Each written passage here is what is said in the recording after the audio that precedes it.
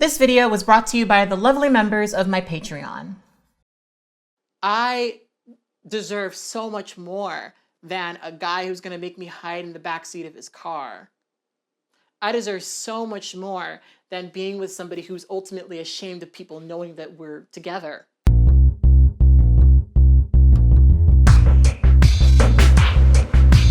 Hey guys, it's Kat and it's time for another episode of True Tea.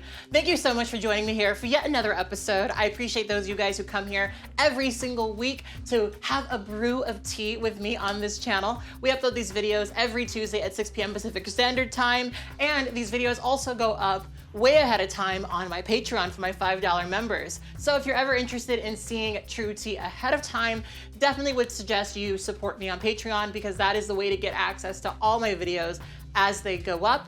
And if you just want to join this channel, if you like the conversations we have, if you've been coming back every single week, which apparently 50% of you guys who are not subscribed to me are, just subscribe. We're almost at 200,000 subscribers and I would love to have you guys join us. So yeah.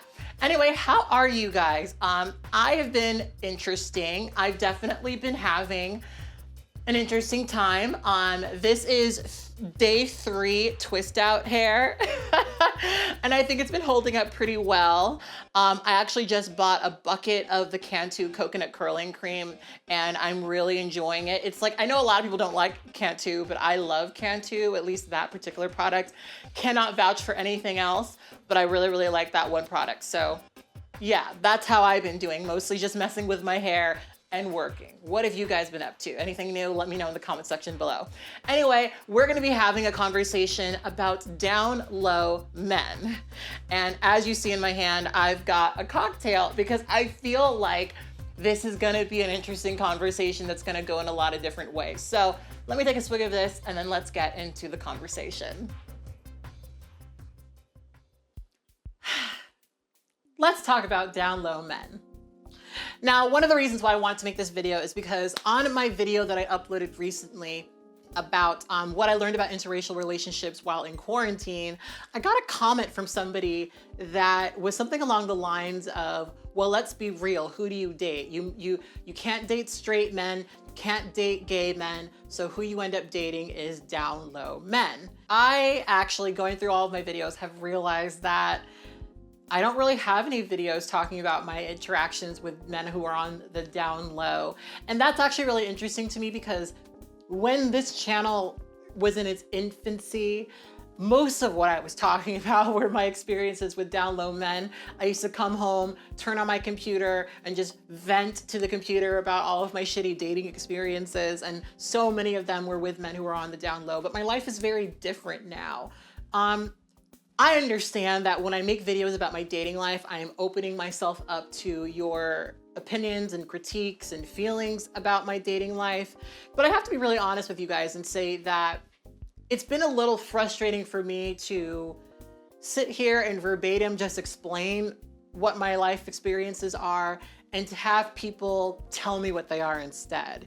You know, I said this a lot in a lot of videos, but one of the things you experience so intimately as a trans woman is that people do not trust you to be a trustworthy narrator of your experiences. I can't just have a conversation about the men that I date without there being some sort of delusion in there, you know? I can't talk about my partners without there being some sort of delusion in there.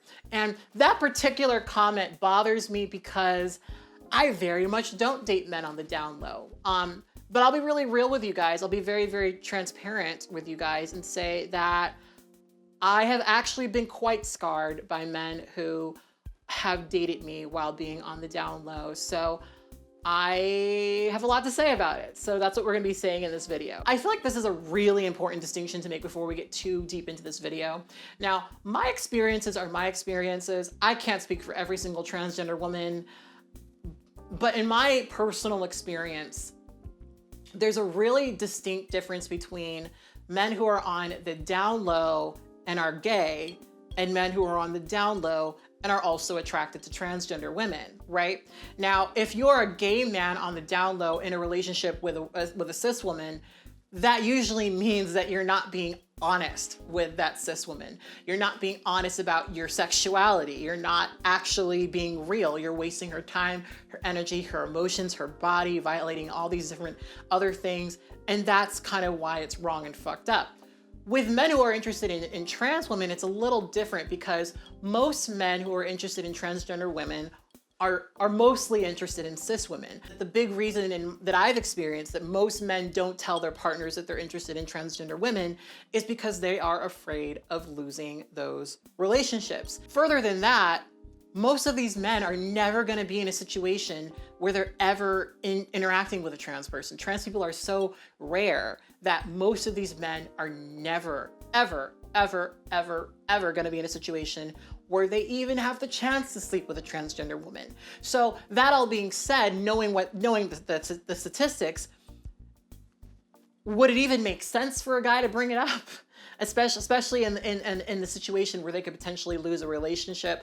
They're not gonna ever have an opportunity to act on it. Why is it something to bring up, right? Now, of course, I think you should bring it up, but I'm just speaking from their perspective and saying a lot of these men aren't gonna talk about it because the likelihood of them ever having sex with a transgender woman is so rare that it's a non-issue. And as much as these people like to say that these men are just gay, they're not. They're attracted to cis women, which is a really weird way to describe a gay man.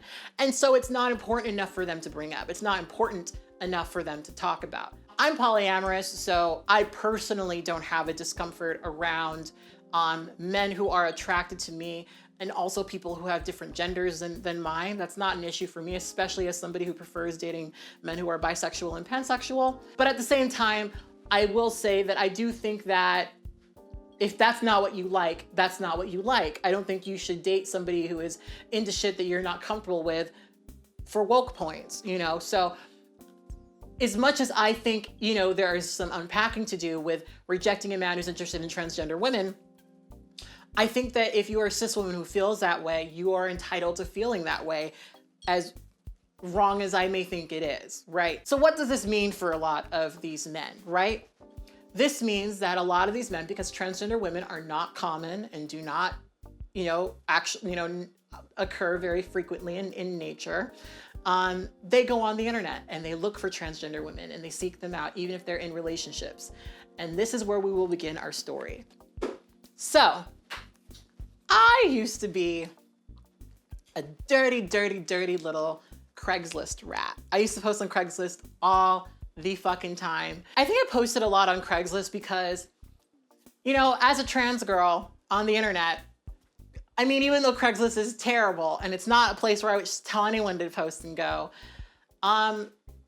it's one of the easiest ways to find men who are interested in transgender women, right? It is one of the easiest, quickest, fastest ways to find men who are interested in transgender women. And so what would often happen is I would post an ad and have these conversations. And, you know, to be honest with you, ever since I was younger, I always had this like focus on take me out on a date, take me out. I want you to actually take me out, right? But most of the men who were approaching me on Craigslist were not interested in doing that. And the big reason they weren't interested in doing that, I mean, other than their general discomfort with people knowing that they were interested in transgender women, was that they were in relationships already. I'm polyamorous now, but I have not always been. I don't respect men who try to cheat on their partners, especially with me, right? I don't respect that at all because for me, my concern had always been, well, if I give time and energy to this man who's trying to cheat with me, the same shit's gonna happen to me. If I entertain that energy, it's gonna come back on me, and I don't wanna get cheated on. That's not what I'm interested in experiencing. So every time a man would approach me and he would be attacked and he would tell me that, it would really, really bother me. And I got into a lot of screaming matches with men over them having partners and not communicating with them. Because of course my frustration back then was, listen, I've always wanted, back then, I wanted a monogamous traditional relationship. And here this guy is, he has that, He has a woman at home who's waiting for him, who loves him, who cares about him, who cherishes him. And he's willing to throw that away so that he can get laid by some trans girl on Craigslist. How fucking dare you? It would always really piss me off and make me feel really, really terrible that men were seeing me in that way. It really, really, really bothered me.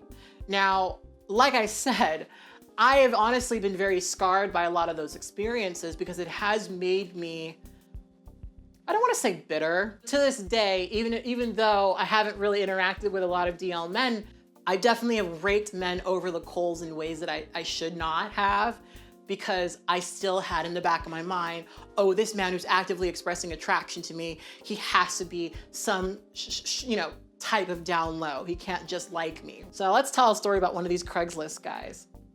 So I don't know what the hell was wrong with me back then, but I had this thing for men who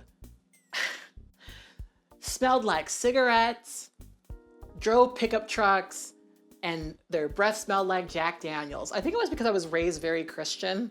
I was raised very goody two-shoes. So something about a guy who drank alcohol. My dad didn't drink. My dad was the kind of person who drank Old Duels at family gathering. I think there was something about guys like that like excited me. And so I started talking to this guy from Craigslist, and he was this guy who, he has like the Affliction t-shirts, he got like the cap that goes backwards, and he's got like the cargo shorts, and he drives a pickup truck, and he has all of those, olfactory scents that I just mentioned.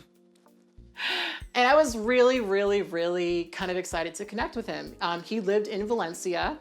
He lived in the city, and we had a bunch of steamy back and forth. But we were never really able to meet. We never really, whenever I would press him to like take me out or to go on a date with me, he'd always kind of weasel his way out of the conversation, right? So fast forward, it's been a couple months since we've been talking, and I'm at a party at my college, right? CalArts has every Thursday night is a gallery show. So they do this thing where, they put all the art up and people are dancing and drinking. And this was also the night where I tried my hardest to look cute, right? Because this is the party night, you never know what's gonna happen. And so, I'm walking around campus, being friendly. I'm in the front of the school, and there's this big group of people talking, and I just try to like enter into the conversation. And I see this guy who, he's got the Affliction shirt on, he's got the back turned cap and the cargo shorts on. And I realized that this is the motherfucker who I've been talking to online. And I was kind of excited because we finally are meeting in person. Maybe we're gonna vibe, maybe we're gonna connect, So I walk up to him and I say hello. And you could almost see the color just drain from his face. Like he beelined, I'm not even kidding, beelined it across the entire school. Like I'd never had that experience. Well, I've had a couple of experiences like that, but not like that, where someone just like, I say hi and they run. And so I kind of was like, oh, fuck that guy. I was really pissed off about it. I was like really sad and upset about that experience because, back then, and this is the thing I was trying to explain a bit I posted this on my community tag, but back then I was still processing how people reject me because I'm transgender, I, at that point in my life, had not done a lot of work and self-reflection on, how certain people are not going to be okay with me being trans. And so I had a really hard time reconciling this person who said they were attracted to me, the person who said they were interested in me, who upon actually physically meeting me, did not want to associate with me at all. A lot of men who are on the down low are hiding other things, right? And this guy, even though he had like put himself out there to some degree on these, Craigslist and things, he was still hiding that part of him. And if there's one general thing I can say about men who are on the down low that I personally find unattractive is that, they are hiding something about themselves.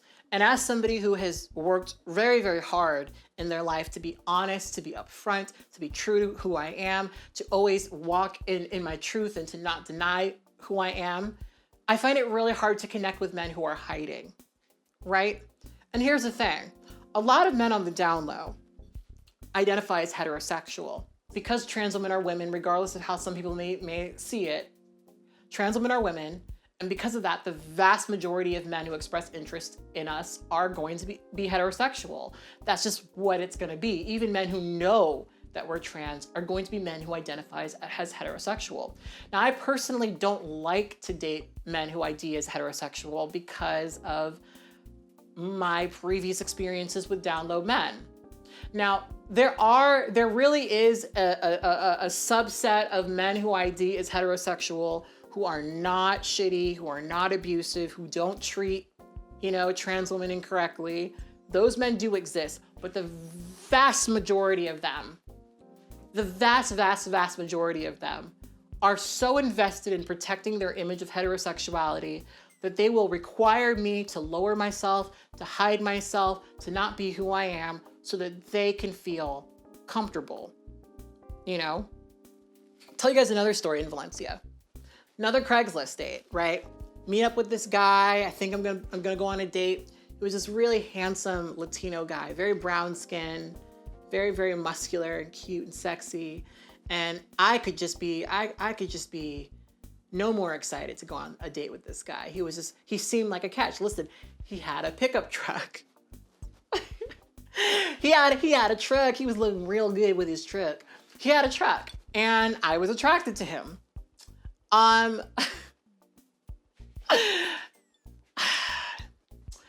remember getting ready to meet him and being so excited, right? Because I was gonna go on a date with this handsome guy. And we're driving to our date and we're having like this great conversation. We're really, the conversation is flowing, we're flirting, it's good, da-da-da-da. And then we get to his neighborhood, right? And he tells me that he doesn't want people to see me in the back of his car when he's driving me into his neighborhood.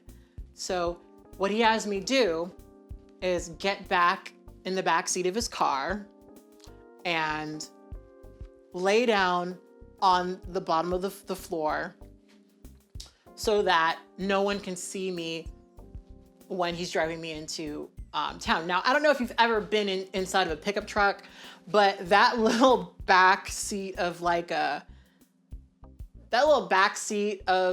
pickup truck is very small, and I am not a small person. So it was physically uncomfortable, but then I also had that weird, sort of floaty feeling that you have when you're on the bottom of a car.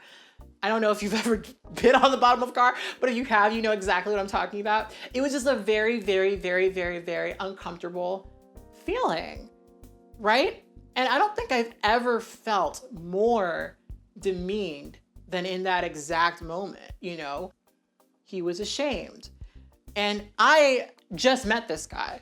I don't know him from Adam. Is that the saying? I don't know if that's the same. But I don't know him. We are not friends. We just met from Craigslist. But he is now making me responsible for how everyone else is seeing him. I don't know those people. But he is now making me responsible for how everyone else around him is seeing him. And, one of the things I try to communicate in my video about interracial dating is when I go to these mostly white spaces and I get approached by this white guy who's not used to being attracted to Black women, there's a certain degree of labor that's required of me to engage with that, right? Because of experiences like this, I've recognized that it does not serve me to sit around and encourage a guy to get to a point of common decency and respect. You know what I mean? I deserve so much more than a guy who's gonna make me hide in the backseat of his car. I deserve so much more than being with somebody who's ultimately ashamed of people knowing that we're together. I deserve so much fucking more than that. And while I've definitely understood that with my transness at this point in my life, I haven't quite understood that with my race. So if you want to hear more about that, watch this video, right? So that was one of the last times I interacted with a down low man, because I recognized that I was worth more than that. And here's the thing about this. I know that this might be controversial, and I never really know how to say this because, again, I am privileged, so maybe this isn't totally accurate, but one of the things I recognize about drawing that line in the sand and saying, I'm not going to engage with these down low men anymore, is that suddenly these men who I thought didn't exist, these men who were more than comfortable being seen with me, who wanted to take me out on dates, who wanted to, these men started to materialize. I'd convinced myself at a certain point in life that the most I could get was a down low man who was ashamed to be seen with me. But once I stopped engaging with those men and started to recognize that I'm worth so much more than that, all of the men who wanted to date me were men who wanted to take me out on dates, men who were comfortable being seen with me, because I required that. That was a requirement to engage with me. And if you weren't with that, you didn't get access to this. And I truly believe that when you put those lines in the sand, when you put your foot down and say no, that's when you start getting better treatment. Now, that doesn't mean everyone's great. That doesn't mean everyone's amazing. That doesn't mean everyone's awesome. But I think that you do get a difference in who you attract, right? You do, I believe, to some degree, have to be aware of what you accept and how that will set the foundation for how men decide to treat you. So let me tell you another story, because this is something I find is fairly universal. Now, let's be real. Most men are not presented with transgender women as an option. So most men don't quite have an image of what dating a transgender woman would be like. One of the things I've had to sort of make peace with is that regardless of the fact that I have these men in my life who will express attraction and interest to me, for a lot of these men, it's just easier for them to date a cis woman. These men may very well like and love transgender women and be very, very interested in them and be very, very attracted. Like, that may all be true, but at the end of the day, for these men, it's a lot easier for them to just date a cis girl.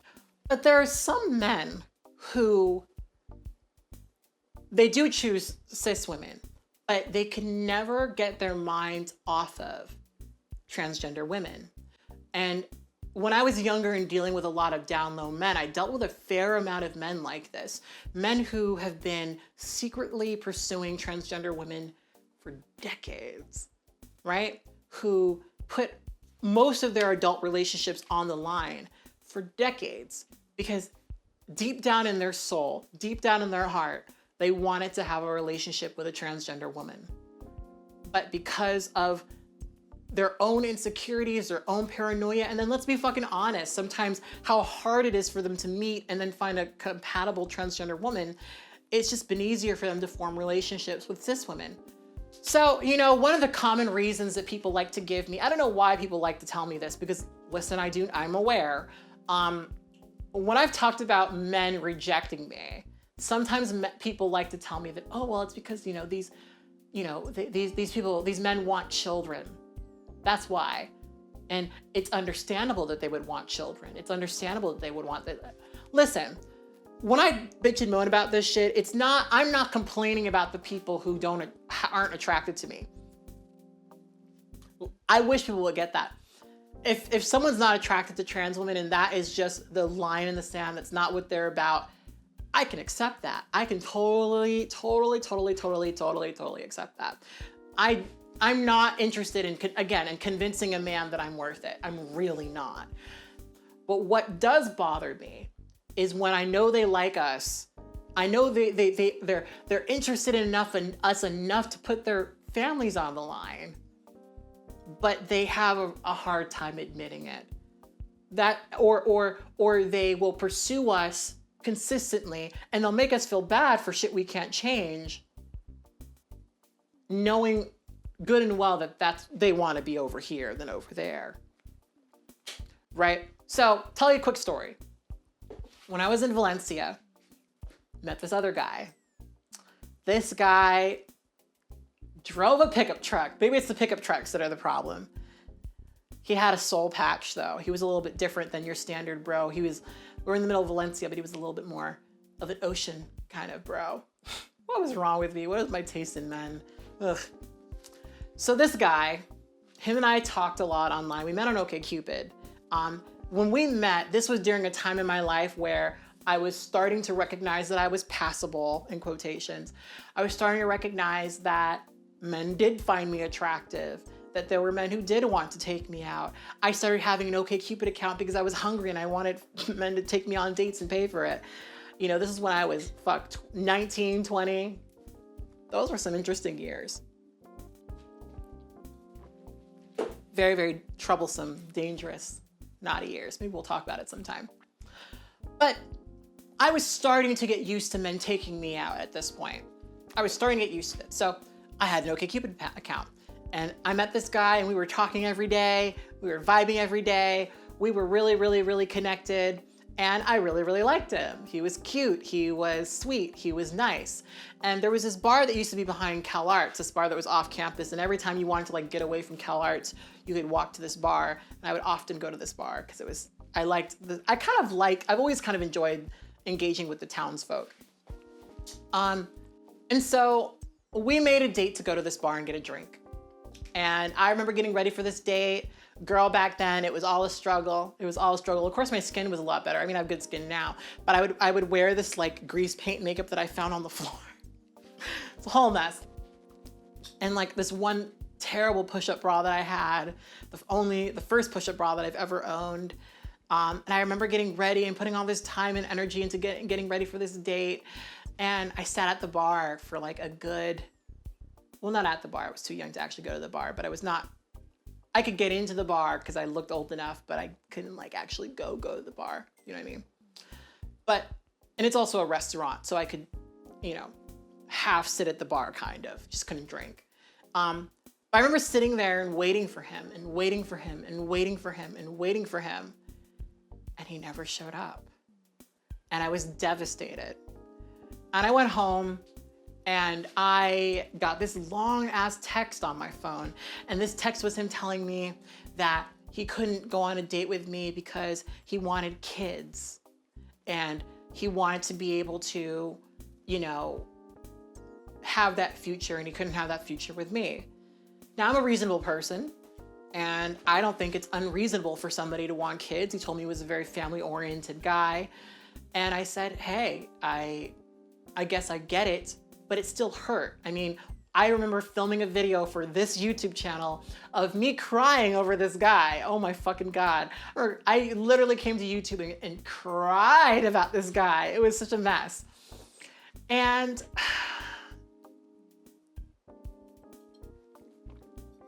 him and I kept in touch though. We stayed friends on Instagram. And of course, when I started getting into a relationship, that's when he started reaching out to me. He started sending me these private messages. Hey, you look really pretty in this photo. Really happy you found someone. I found someone too. We started dating this girl. And, you know, it was this weird thing. Looking back, I think that there was a part of me that wanted him to be jealous. You know, I should have cut this guy off the moment that he said that shit to me. But I think I stayed in contact with him because I think I wanted to, I don't know, prove something to him, make him feel jealous. It didn't really make sense, but it's how I felt, right?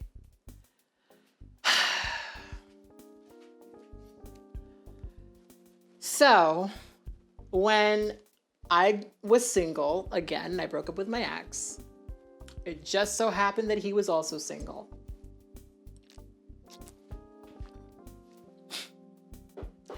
And I'm not proud of this. But him and I, we did meet up, and instead of him taking me on a date, we had sex. Now, like I said, back then when I met him, I was attracted to the kind of guy who smelled like cigarettes, whose, you know, lips tasted like Jack Daniels, who drove a truck, right? But by this point in my life, that was not what I was attracted to. And it was so interesting to sort of see this echo of like the kind of guy that I was attracted to. And to be completely honest with you guys, the sex was not good. It was not good sex. And I was like, I waited 5 years for some really mediocre sex, you know? So part of me was like, I guess it's good that that didn't work out, but I think that there was a very insecure part of me still that was like wanting to hold on to that, wanting to hold on to him, wanting to sort of like prove him wrong, show him what he was missing. I probably had sex with him thinking, oh yeah, you could have had this all those years, but you were with that cis girl, da da da da da. Just, I don't know, some insecure shit probably was going through my head. And him and I, we still keep in contact to this day. Him and I, we still have this weird back and forth. He still likes all of my Instagram pictures. He still, you know, sends me messages from time to time. There was a time where he broke up with his girl. He got back together with his girlfriend and then he broke up with her again. And he was all about, yeah, I really want to be friends and I'm sorry that I mistreated you. He told me when we actually were talking about meeting up again that, because, you know, when you see this guy's life now, this guy had no interest in in having kids and anything like that. This guy, you know, I won't tell you what he does, but he works in nightlife. You know, he's not interested in having children at all. But he did explain to me that that was something he told me to get me to go away, basically. But even though he had this desire to push me away, he still wanted to come. He still wanted to, you know, approach me. He still wanted me in his life somehow, you know. He was drawn to me. He wanted me to be with him and around him. But we talked for a bit about actually going on a date, even though we had weird, mediocre sex.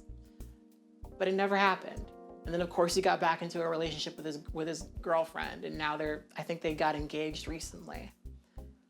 You know, and the thing is, I have so many men like that in my life. I have so many men like that, right? And it's funny because it's like, I mean, to be honest, it's like I talked about in my video that I made about age gap relationships. Like the men that I dated when I was 20 and, you know, 18, 19, 20, 21 are like not men I'd want to date now. This guy, like this guy personally, like no offense, but he needs to grow the fuck up. He's like, he's still in the same sort of headspace he was in way back when I was trying to date him. He needs to grow the fuck up. I'm not attracted to him in the same way. But I'm saying all that to say, I'm telling you that story to say that he is the kind of guy who he's gonna marry this girl, he's gonna be in a full relationship with this girl, and he's still gonna be trying to have sex with me. Still. What do I get out of that? How does that serve me? You know? I understand, again, maybe my situation is unique, but I understand why some people would get the impression that the only sort of men who like to date transgender women are down low men. But like I said earlier in the video, what I've learned is once you draw that line in the sand and you say, this isn't what I want, this isn't what I deserve, this isn't, you know, what I'm gonna settle for, you get different. And I'm very, very happy to say that in 2020, I have a lot of men in my life who are totally unashamed of acknowledging their attraction and interest to me. Now, again, I'm polyamorous, so I know that I don't live the way most people do. But before I started filming this video, I actually was on Discord and I was playing Jackbox with my partner and his wife. And his wife knows me, has met me. You know, we have a great rapport. We get along really, really well. And that's our life. You know, I can't date men who would be ashamed to tell the people that they love that they're interested in me. And now all of my relationships, I mean, again, I'm polyamorous. I don't date anyone who would hide me. I don't date anyone who would be ashamed of me. I don't give my time and my energy to men who can't claim me. It doesn't serve me. And I wish that more people would recognize that there's nothing cute about being with a man on the down low. There's nothing cute about sleeping with somebody's husband. You know, one of the things I love about being polyamorous is the communication, openness, and honesty. Because like, you know, with those men who were married and also attracted to trans women and also interested in sleeping with trans women, was the problem really that they were attracted to other women, attracted to other people? No. The problem is always that they're afraid to communicate that to their partners, that they don't want to communicate that to their partners, that they don't want to say that they're not clear about that they don't want to, you know, that's the problem, the lack of communication. And that will always be the thing that shoots these guys in the foot every single time, you know? So on that note, I think that's what I have to say about men on the down low. And I'm very curious to know from you guys what your experiences are with men who are on the down low. Again, I have not personally dealt with that in a very, very long time. You know, I talked about this in my video that I made about how passing complicates my dating life, but I did have this moment where I went to these trans parties that I used to go to when I was younger. And in those spaces, it's mostly down low men. This guy gave me a ride home, and he told me that he had told his wife that he was out at the bar when he was really coming to this like trans party and doing all these things with these girls. Like that's just so scumbag to me, just so scumbag to me. And I stopped going to those parties because of how scummy it was, you know, and how I realized I had been so accustomed to a different way of being treated that doesn't seem normal to me. That doesn't seem common to me anymore. I don't settle for that because I know that I deserve more than that. So yeah, that's been my experience. Anyway, I would love to hear from you guys and know what your guys' experience with men who are on the down low. If you watch this entire video all the way through, I would really appreciate it if you put this in the comment box below. If you put that, I would love you. It makes you a really cool person. You're so cool. Only cool people put the emoji after every video. Don't tell the people who didn't make it this far, but like, this is what all the cool people do. So if you want to be cool, like you can do whatever you want, but like, I'm just saying, if you want to be cool, like all the cool people are doing it, so I think you should too. So yeah. Anyway, on that note, I will see you guys next week. Right now, you are looking at 2 videos you can watch if you would like to continue to sip true tea right here on this channel. And in the corner, there are several ways that you can send me a tip if you want to send me a tip. And you can send me packages if you want to send me packages. I accept most of them at this point. So yeah, I'll talk to you guys later. Bye.